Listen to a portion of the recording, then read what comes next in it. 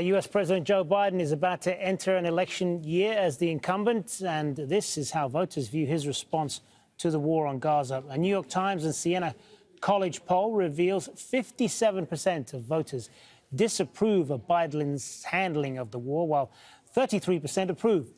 46% of registered voters said they trust Republican contender Donald Trump to do a better job than Biden on the Israeli-Palestinian conflict.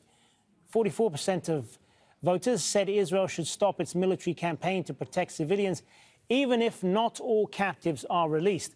And 39% said Israel should continue its assault until all captives are released, if it means more civilian deaths and injuries.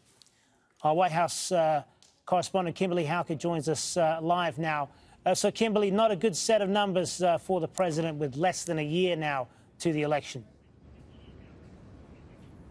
And not a good set of options on how to move forward in terms of policy. If you look at these numbers and kind of dig down into them, the takeaways are difficult in terms of where the president should go if he's trying to win re-election and win over the approval of particularly the Democrats that he needs in order to win a second term in the White House.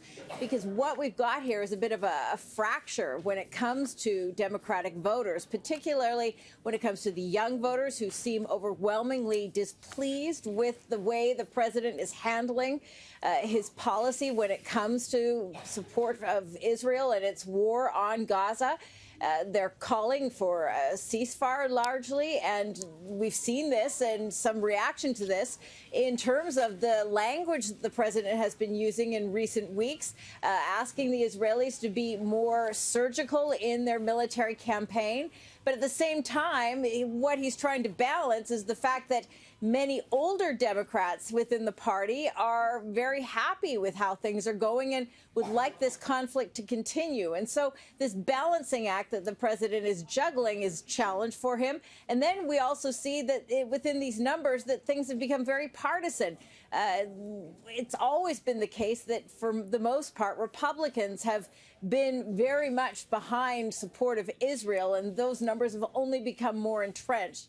But what's most alarming for the president in all of this is the fact that things are now not looking good when it comes to looking at the Democratic voters, and many are now saying that they might even vote for Donald Trump, which was not the case 4 years ago.